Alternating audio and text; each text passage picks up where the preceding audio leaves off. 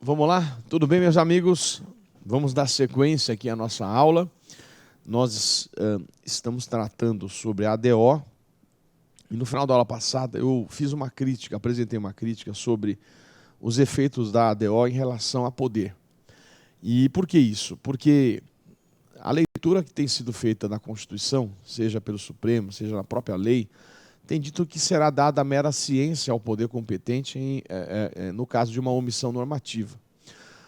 A previsão de prazo, e, portanto, o provimento de caráter mandamental, ele se observa apenas em se tratando de órgão administrativo, porque aí o Constituinte fixou o prazo de 30 dias.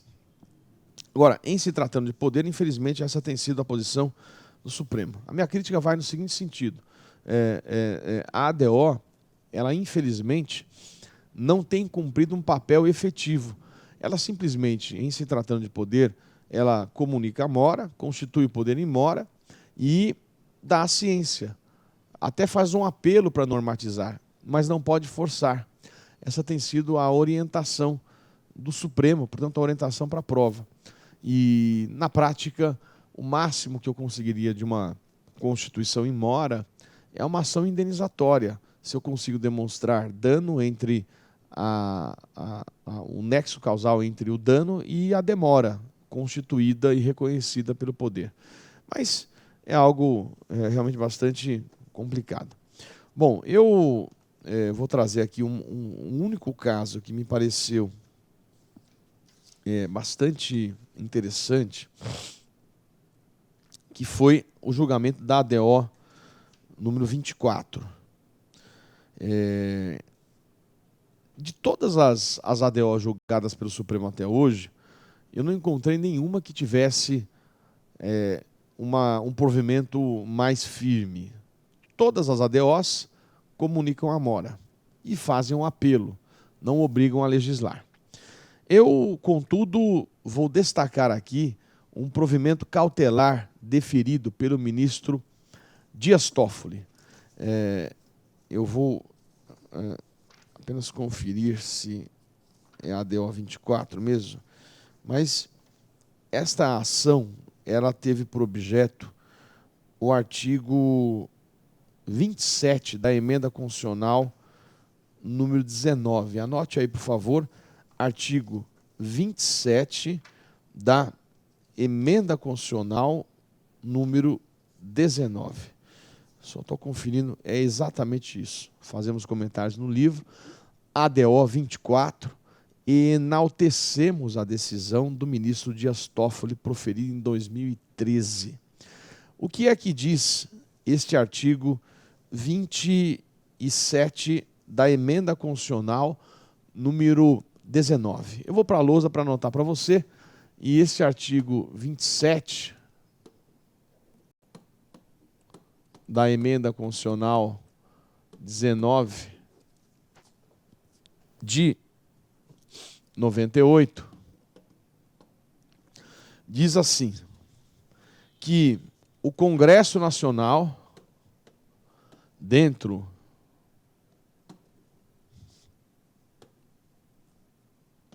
de 120 dias,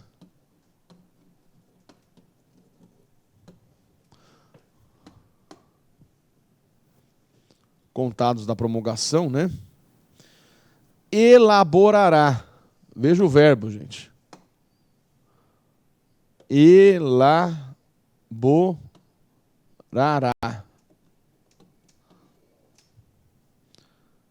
Lei, não é encaminhará um projeto de lei, elaborará lei de defesa do usuário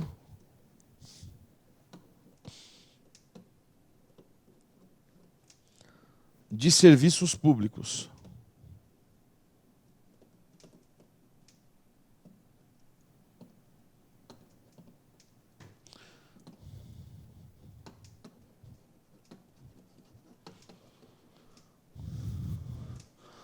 Olha que interessante. Está previsto na Constituição uma espécie de Código de Defesa do Consumidor, mas para tratar desta tal lei de usuário de serviço público, garantias do usuário do serviço público. Isso foi previsto na emenda 19. Esta previsão de elaborar a lei era no prazo de 120 dias. A emenda 19, ela é de 1998. E até hoje, o Congresso não elaborou a lei. Curiosamente, não elaborou a lei. É impressionante um negócio desse. E havia um comando explícito: elaborará. Então, foi proposta a ADO 24 e foi feito pedido de cautelar, liminar. E no pedido de cautelar, neste caso, o ministro Dias Toffoli deferiu a cautelar e determinou na cautelar fosse elaborada a lei no prazo de 120 dias. Ou seja, determinou prazo para o Poder Legislativo elaborar, ou seja, publicar uma lei em 120 dias, em sede de cautelar. Olha que curioso. Então, essa talvez foi a decisão mais louvável que eu vi do Supremo, que fixou um prazo em sede de cautelar para legislar. Não é comum isso, não é comum. O que disse o Dias Toffoli? Disse ele, ministro Dias Toffoli, que se havia um prazo fixado pelo Constituinte de 120 dias, contados de 1998, nós estamos no ano de 2013, não tem sentido simplesmente constituir em mora para dizer algo que já está mandado pelo próprio Constituinte. Não era que se disse vai ser feito o tal código e sem prazo. O artigo 27 da emenda 19, põe na lousa de novo, Lincoln, olha lá, elaborará. O comando é muito claro. Então, o Dias Toffoli teve, sim, uma saída boa, porque quando se diz elaborará, significa fará a lei, não é o projeto de lei. Elaborará a lei, no prazo de 120 dias. E por isso, meus amigos, eu estou louvando, parabenizando, louvável a decisão do ministro Dias Toffoli. Mas eu vou apenas dar uma informação triste.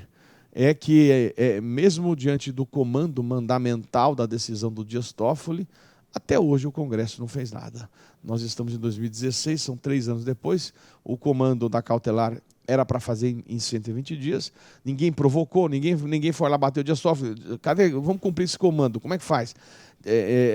Alguém tinha que provocar, mas parece que não tem interesse de ninguém em regulamentar, essa lei de defesa de usuário de serviço público. Existe um projeto de lei.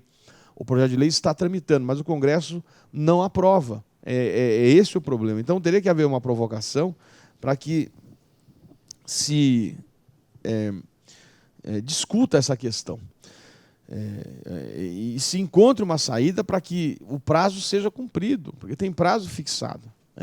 Então, de todas as ADOs, esse é um bom exemplo, se você quiser falar ou comentar numa prova oral, numa prova escrita, muito embora o que a gente deu como regra será dada a mera ciência, aqui você não só deu ciência, como mandou elaborar em 120 dias. Por quê? Agora, por que isso?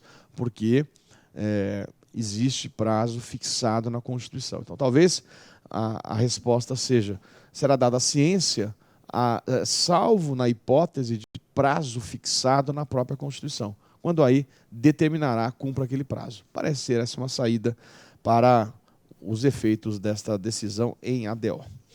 Beleza, beleza, beleza. Vamos lá, vamos em frente, gente. Vamos em frente agora a falar sobre cabimento de medida cautelar em ADO. Essa é uma pergunta boa de prova. Cabe medida cautelar na ADO? Veja, a gente durante muito tempo, até 2009, que é quando houve essa regulamentação, o Supremo não admitia cautelar na ADO. Por que o Supremo não admitia cautelar na ADO? Porque dizia o Supremo, eu vou dar uma cautelar para obrigar a fazer alguma coisa que eu não posso obrigar, então não tem sentido dar a cautelar. E nunca deu cautelar. O problema é que, a solução, né, a novidade, é que a lei de 2009, a lei 12.063 de 2009, que é a lei que introduziu regras sobre a ADO, fez a previsão expressa, explícita, sobre cabimento de cautelar. Então, pergunta de prova, né? Cabe medida cautelar em ADO? Resposta: sim, na forma da lei. Artigo 12-F e 12-G da Lei 9868 de 99. 12-F e 12-G da Lei 9868 de 99. Maravilha. Então, no que consiste esta cautelar? E aí eu vou colocar na lousa um detalhe interessante para a gente ter ela como informação. Então, a cautelar consiste em quê? Vamos lá, então. Então, diz a Constituição, a Lei 12-F,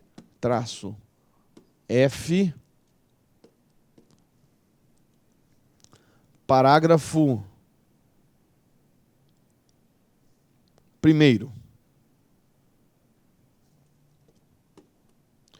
Diz assim, que a medida cautelar poderá consistir na primeira hipótese que a lei colocou, suspensão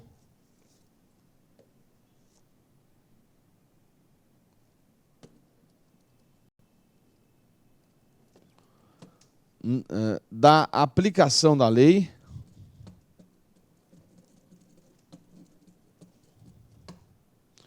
ou do ato normativo no caso de omissão parcial. Lembraram da omissão parcial? 2. Suspensão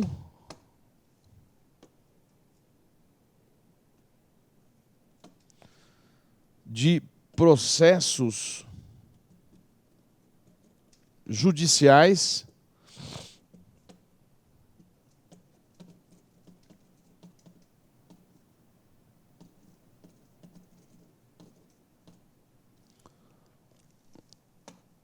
corrigir essa caneta, não está muito boa hoje, gente. Vamos lá. Judiciais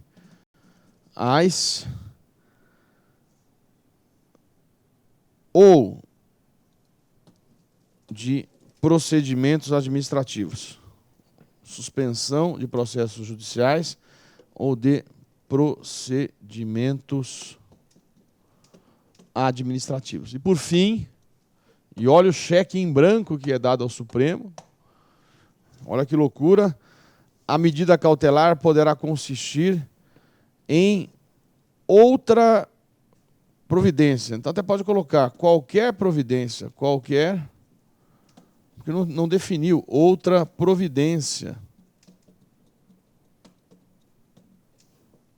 a ser fixada pelo STF.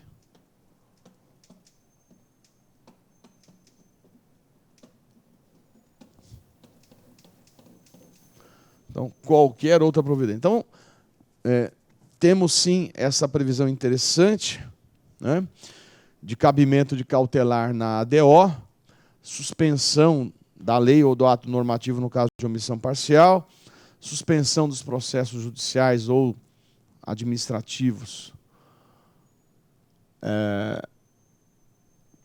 judiciais ou administrativos, ou de procedimento administrativo, ou qualquer outra providência a ser fixada pelo STF. Maravilha. Estamos aqui trocando a caneta, eu agradeço ao Lincoln. Vamos dar sequência aqui, meus amigos do Brasil. Bom, o que mais a gente poderia falar sobre ADO? Eu diria que, em termos de... obrigado. Desta ação, eu diria que a gente está tranquilo aí para enfrentar qualquer tipo de pergunta de prova. Eu vou apenas, para ilustrar, já que a gente está dando essa aula muito próxima à segunda fase da OAB, eu vou ilustrar a peça prática profissional da prova da OAB FGV Projetos, aplicada no dia 29 de maio. Eu estou destacando, poderia ser qualquer outra prova, mas estou destacando uma peça prática, interessante, profissional, e vou ler o enunciado para você ter ele, para ver se conseguiria responder com tranquilidade depois dessa aula. Diz o texto, enunciado, determinado partido político, que possui 2 deputados federais e 2 senadores em seus quadros, preocupado com a efetiva regulamentação das normas constitucionais, com a morosidade do Congresso Nacional e com a adequada proteção à saúde do trabalhador, pretende ajuizar, em nome do partido, a medida judicial objetiva apropriada, visando a regulamentação do artigo 7º, inciso 23 da CF. O partido informa, por fim, que não pode compactuar com desrespeito à Constituição por mais de 28 anos. Considerando a narrativa acima, qual é a peça processual, judicial, objetiva adequada? Eu recebi alguns pedidos na rede social para que eu pudesse me manifestar, se caberia mandado de injunção, mesmo que fosse um mandado de injunção coletivo. A minha perspectiva é que esse enunciado, quando falou em medida judicial objetiva, ele fez aquela distinção que fizemos no início da exposição sobre a ADO e mandado de injunção.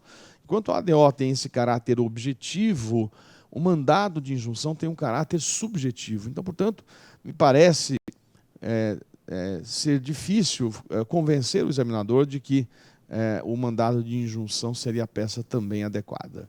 Bom, aí vem o gabarito comentado, é uma ADO,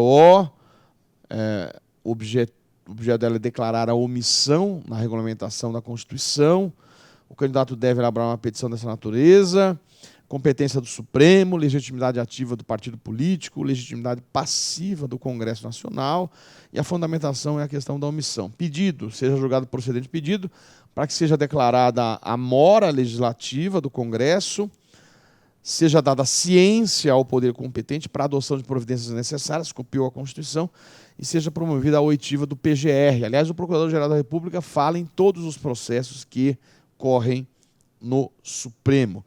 Provas, requer produção de provas admitidas em direito, local e data, advogado OAB. Maravilha. Então, com tranquilidade, a gente já sabe como faz uma ADO. Agora eu quero fazer alguns comentários sobre mandado de injunção, porque não dá para falar sobre controle de omissão sem fazer comentários a mandado de injunção para apresentarmos uma certa distinção, que é talvez o que alguns tiveram dúvida nessa prova. Vamos ler o artigo 5º, inciso 71, que é o que trata sobre o MI. Vem comigo aqui para a lousa, eu vou ler com vocês o 5º, inciso 71. Diz o seguinte: conceder-se-á mandado de injunção sempre que há falta de norma regulamentadora.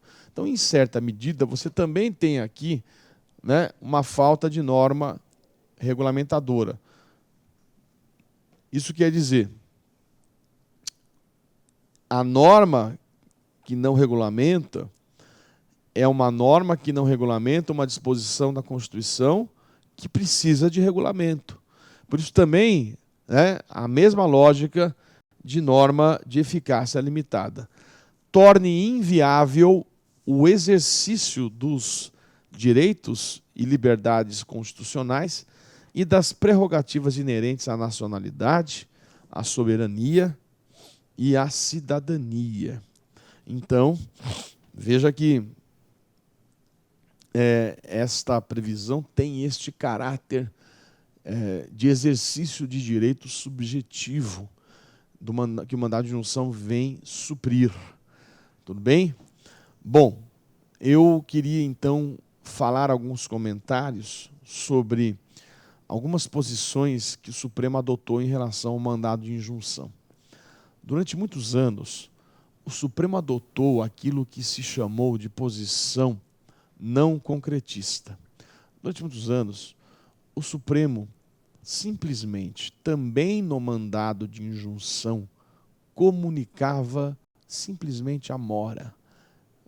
Ou seja, a mora é um nada aqui, porque o que se quer é realizar o direito fundamental que não está sendo possível por uma omissão, muitas vezes, na expressão do ministro Gilmar Mendes, negligente e desidiosa.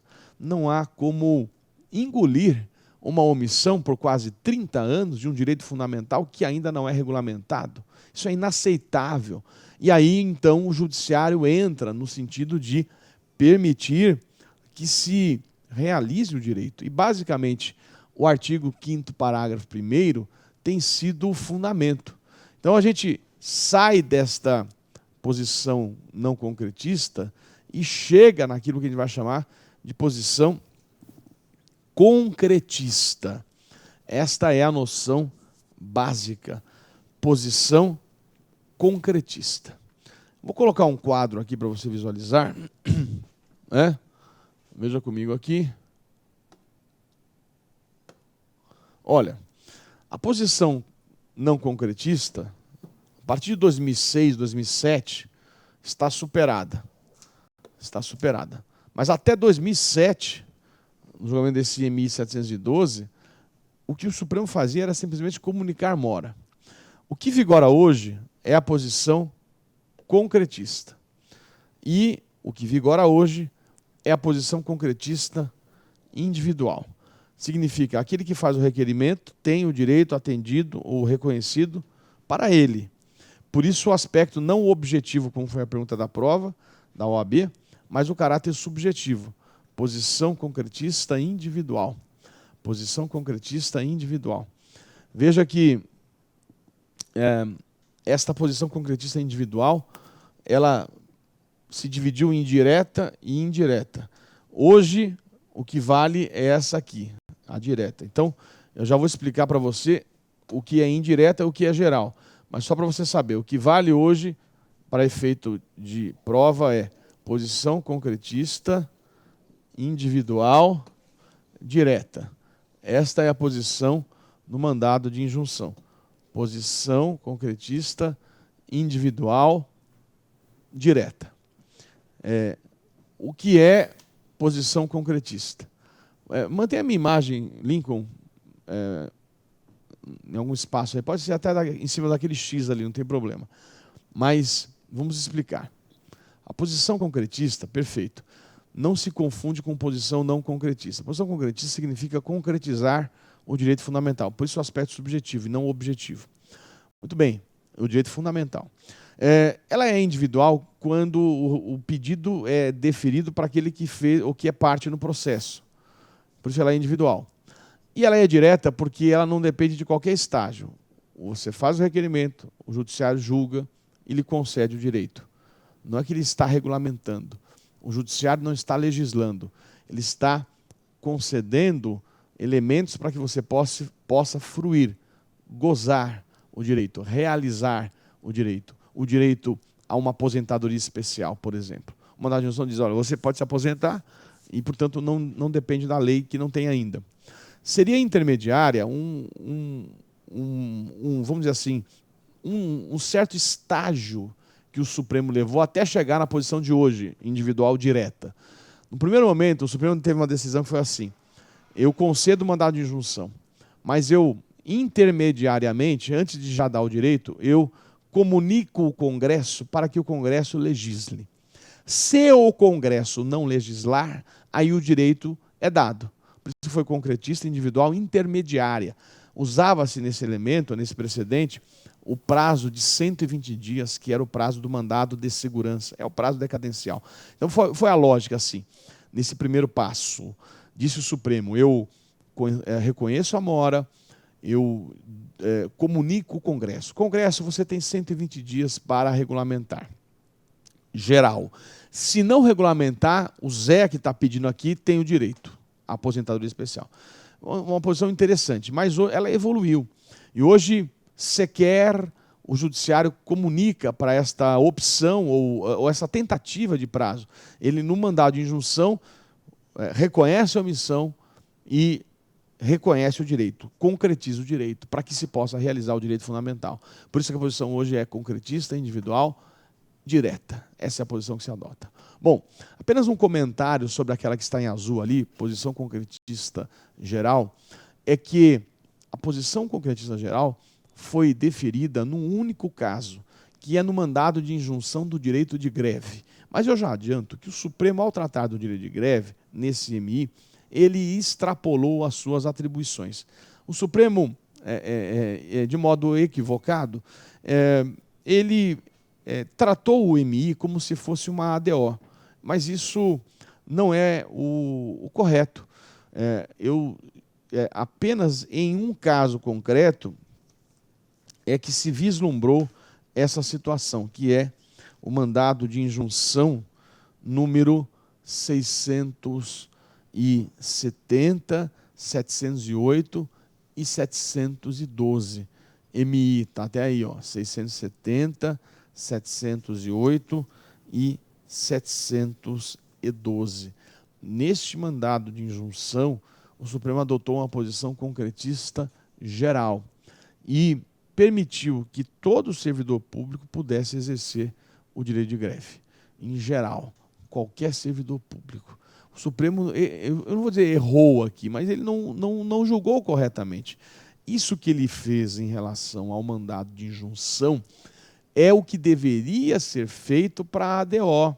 A ADO hoje não serve para nada, só para comunicar a mora. Então me pareceu que houve um desvirtuamento do julgamento ou do uso do mandado de injunção na questão do direito de greve. O que se faz na prova é colocar posição concretista, individual, direta. Essa é a posição, concretista, individual, direta, ponto. Ok.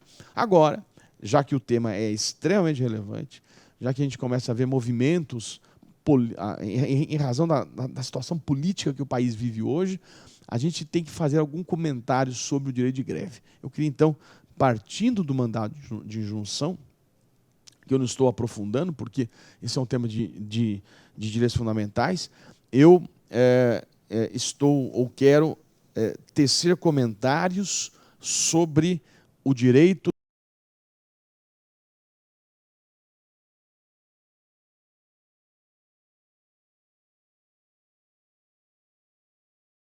é o seguinte, como a gente já viu, a previsão do direito de greve do servidor público está prevista no artigo 37, inciso 7. Todo servidor público tem direito de greve. Todo. Está dito lá. A gente vai ver se é todo mesmo, né? Muito bem. Esse direito de greve não foi regulamentado até hoje. Você não tem regulamentação até hoje.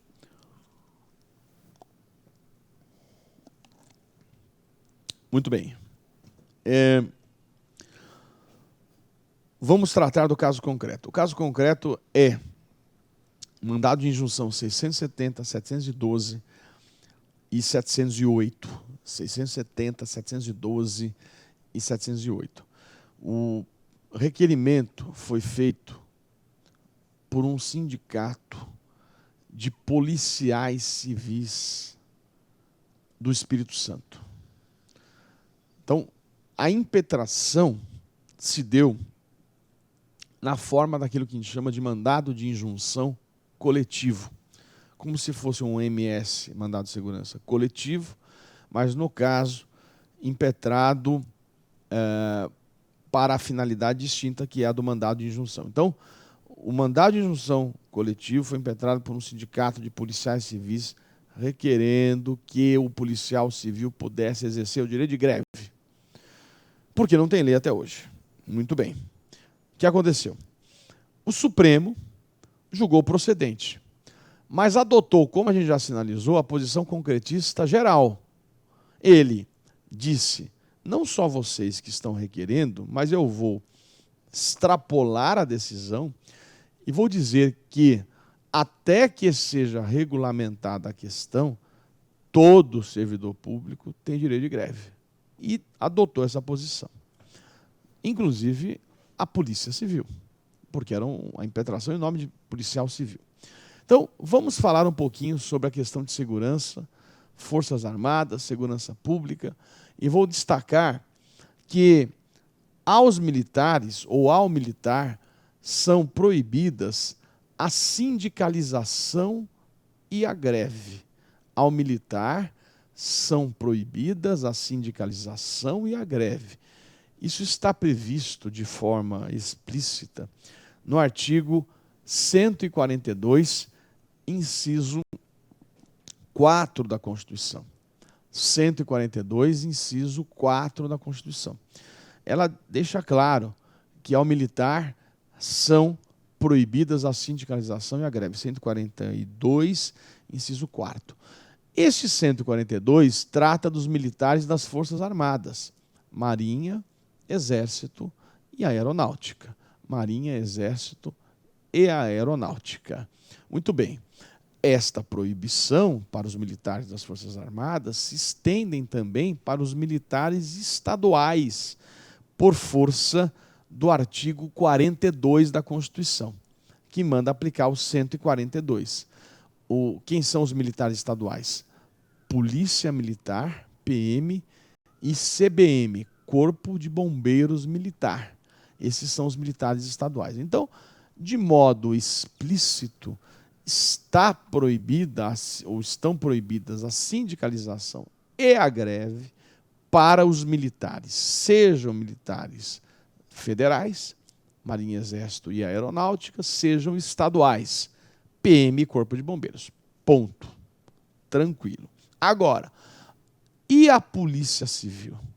A Polícia Civil não é militar, é servidor civil. Então não tem, ao menos expressamente, essa proibição na Constituição. Houve uma autorização por decisão judicial em mandado de injunção. Contudo, anote, 2 anos depois, em 2009, 2 anos depois, em 2009, no julgamento da reclamação constitucional 6568, julgamento da reclamação constitucional 6568 de 2009, 6568 de 2009, o Supremo mudou de posição em relação a policial civil e equiparou o policial civil ao PM, ou à polícia militar, ou aos militares, porque ele, ou eles, policiais civis, têm o dever de cuidar de segurança. E por isso a decisão, o entendimento hoje é que, pelo Supremo, a Polícia Militar, a PM, o Corpo de Bombeiros, também estão proibidos de sindicalização e de greve. Esta é a orientação por uma decisão judicial.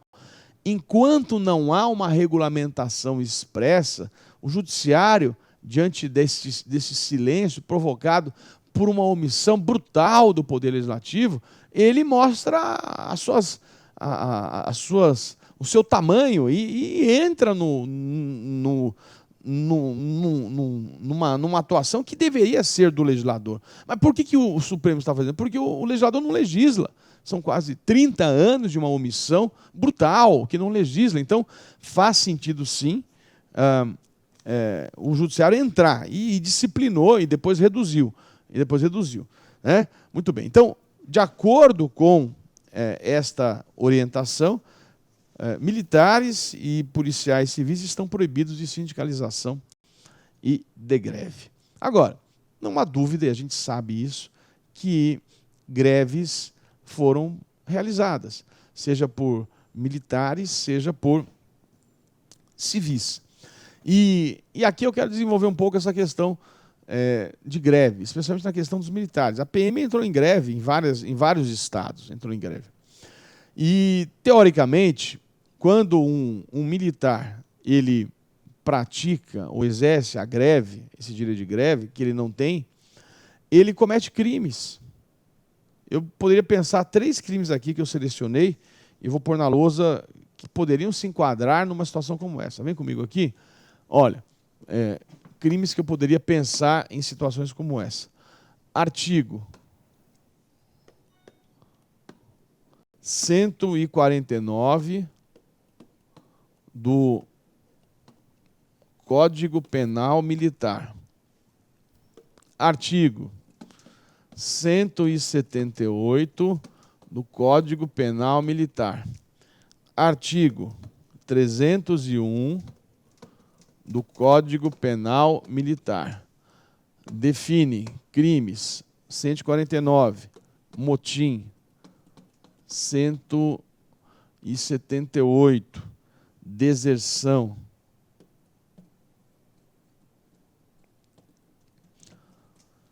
301, desobediência.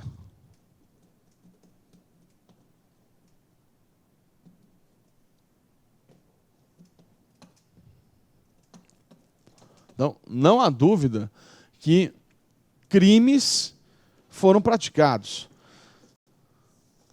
E aí eu tenho que enfrentar essa questão da seguinte maneira. Vamos dizer o seguinte. Bom, diante de crimes que foram praticados, o Congresso Nacional adotou uma medida política bastante interessante. Ele editou leis, vamos colocar assim, perdoando os crimes. É o que a gente chama de anistia. Existem leis federais editadas perdoando os crimes praticados. E é isso que eu quero estudar. Será que poderiam essas leis terem concedido anistia? Esse é um ponto. Vamos lá, então. Primeiro ponto. O que é anistia? Anistia não se confunde com abolição.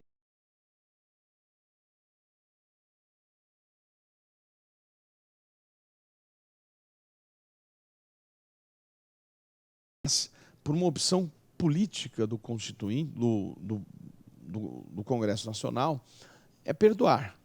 Então, anistia é perdão. E essas leis o fizeram.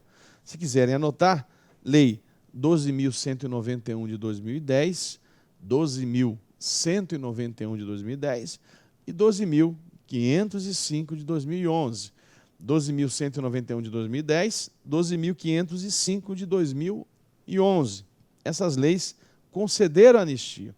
Essas leis perdoaram os crimes, mas além de perdoar os crimes, essas leis perdoaram também as infrações disciplinares.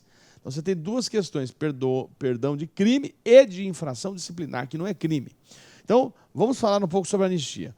Primeiro ponto, a Constituição trata de que forma a anistia. Anote aí, artigo 5º, inciso 43. 5º, 43.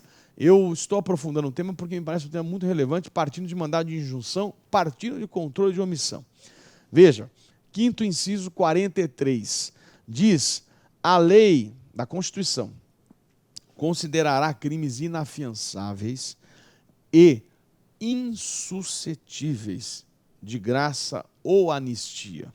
Então, o 5º inciso 43 estabelece quais são os crimes que não podem ser anistiados, insuscetíveis de anistia: tortura, tráfico ilícito de entorpecentes e drogas afins, terrorismo e aqueles definidos como crimes hediondos. Então, tortura, tráfico ilícito de entorpecentes e drogas afins, terrorismo e os definidos como crimes hediondos. Muito bem. A hipótese de motim, deserção e desobediência não está proibida, portanto, de ser anistiada. E assim o fez a lei federal que você já anotou. Vamos ver. Será que tem que ser por lei federal? Resposta: sim. A anistia de crime necessariamente tem que ser por lei do Congresso Nacional. É proibido que uma lei estadual ou uma lei municipal anistie crime. E aí vamos justificar por quê. Por que tem que ser por lei federal a anistia de crime? Não estou falando de infração disciplinar, estou falando de crime. Artigo 21, inciso 17. Olha, eu vou anotar os artigos que justificam esta necessidade de lei federal, que são lei do Congresso Nacional, portanto, né?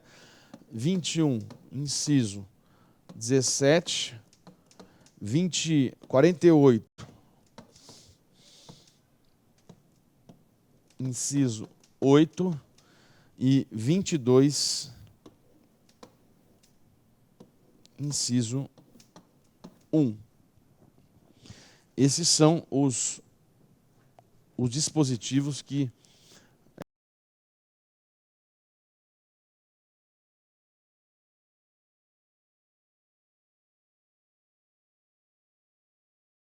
um 2117 diz ser competência da União conceder anistia.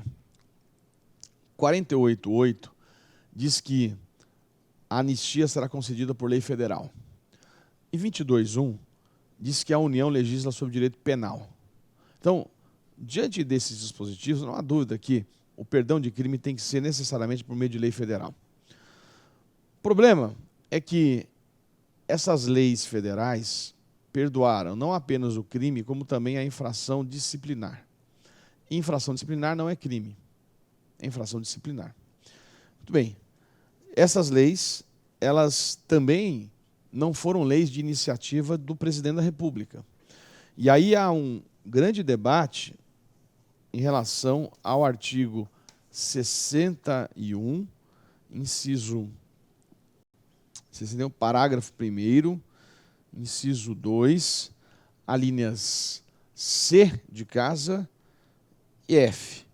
61 para primeiro, 2, C e F. Diz o 61 para primeiro, 2C, que é de iniciativa do presidente da República, as leis que tratem ou disponham sobre servidores públicos da União. Então, lei que disponha sobre servidor público da União tem que ser de iniciativa do presidente da República.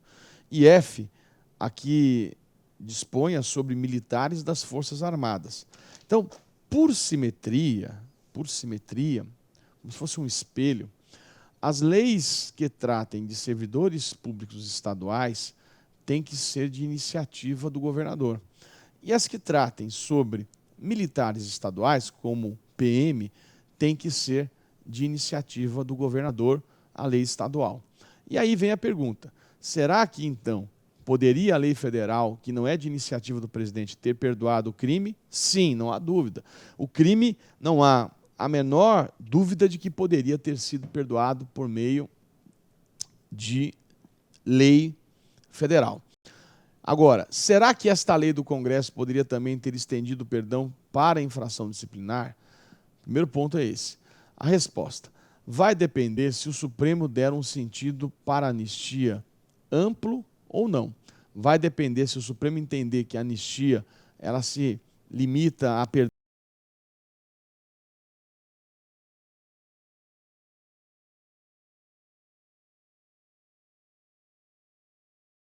precedentes no Supremo que dão um sentido amplo para a anistia. Eu vou colocar aqui na lousa.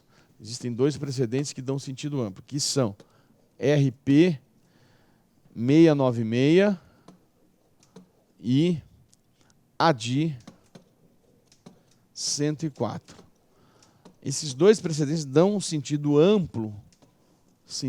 amplo para a anistia.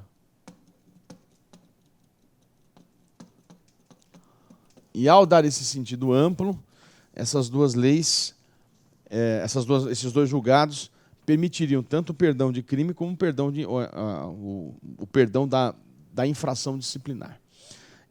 Me parece ser uma solução boa tratar dessa maneira. O tema está pendente, aquelas duas leis, elas estão pendentes de análise pelo Supremo no julgamento da ADI 4377. Há uma pendência de julgamento, ADI 4377, e, portanto, o Supremo vai ter a oportunidade de dar esse sentido maior ou não. Agora, o problema é quando eu estiver diante desta questão envolvendo a infração disciplinar. A infração disciplinar no plano estadual. Se for dado o sentido amplo, está resolvido. Agora, no plano estadual, será que a lei estadual poderia perdoar? Crime jamais. Crime jamais. A lei estadual não pode perdoar crime. Agora, me parece sim possível que uma lei estadual possa perdoar infração disciplinar, anistiar nesse sentido a infração disciplinar praticada pelo PM. Mas isso vai depender necessariamente de uma lei estadual, aí pode não haver a lei federal, e esta lei estadual terá, neste caso, que ser de iniciativa do governador. Não tem como, porque aí vai ser uma lei estadual tratando de militar estadual. Então aí tem que ser por simetria 61 para o primeiro, 2F, de iniciativa do governador. Não tem como. Então veja, no âmbito da lei estadual, jamais pode perdoar crime. Isso violaria o 22.1, competência da União. Contudo, parece sim possível que a lei estadual possa perdoar infração disciplinar, mas neste caso a lei estadual terá que ser de iniciativa do governador. 61 para o primeiro, 2F, C e F, aplicados por simetria. Tá? Agora, será que a lei federal acertou quando perdoou dessa forma? Isso vai depender de uma decisão do Supremo que está sendo analisada nesta ADI 4377. Vamos acompanhar este julgado para ver se o Supremo amplia ou não esse sentido amplo. A perspectiva, sim, é que ele venha ampliar. Assim, meus amigos, eu estou, dentro da nossa promessa aqui, fazendo comentários sobre mandado de injunção e fazendo esse desdobramento em relação ao direito de greve. Nós estamos encerrando, portanto, o controle das omissões. Veja o que a gente já estudou de controle concentrado. Já tratamos tudo sobre a ADI genérica, vimos na aula de hoje a ADC, Ação Declaratória de Constitucionalidade, e estudamos na aula de hoje a ADO, e o desdobramento para o mandado de injunção e controle das omissões. Essas são as três ações que a gente já estudou. O que falta estudar? ADPF e representação interventiva. São as duas últimas ações que a gente tem que tratar dentro da matéria controle. ADPF e representação interventiva. Essa é a nossa quinta aula, portanto, 10 de 50 minutos, faltam mais 2 de 50, e aí a gente vai finalizar essas duas ações. Vamos tratar sobre a ADPF e vamos tratar sobre a chamada representação interventiva. Eu agradeço a atenção de todos, muito obrigado e até o próximo encontro.